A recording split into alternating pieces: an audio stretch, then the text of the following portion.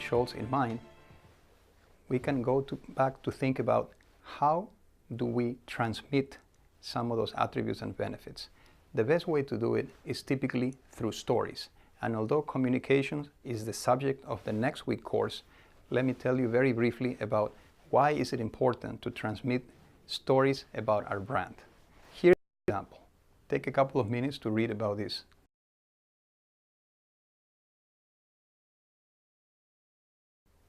What a remarkable story, right? Why are stories like this about the brand so important? Well, first of all, it's because they get spread around. It is easier to transmit stories than it is to talk about product features or prices or designs and so forth and so on.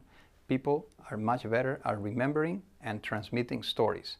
But second of all, it's very, very important because it sets the standard for the kind of company that we want to operate and how we want our employees to independently behave if I want to be known for being the top service provider amongst all department stores in North America. So how should those stories be?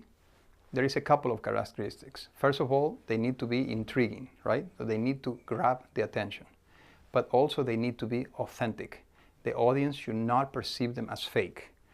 They also need to be involving, right? The audience needs to get drawn into the story and provoke some kind of response, whether it's emotional, whether it's a behavioral response, and be able to share it or tell it or remember, or even a cognitive response, such as thinking about the prices or the services or other features about our brand.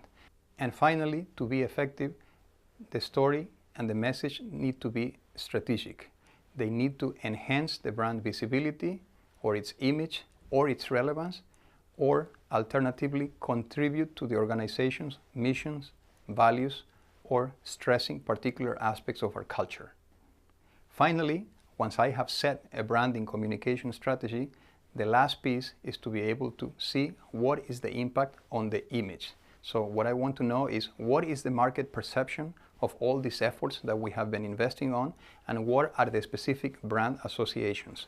And it's through brand associations that equity gets impacted. So the output of the product is impact directly on the brand equity, which is ultimately what we're trying to maximize for our specific corporate brand.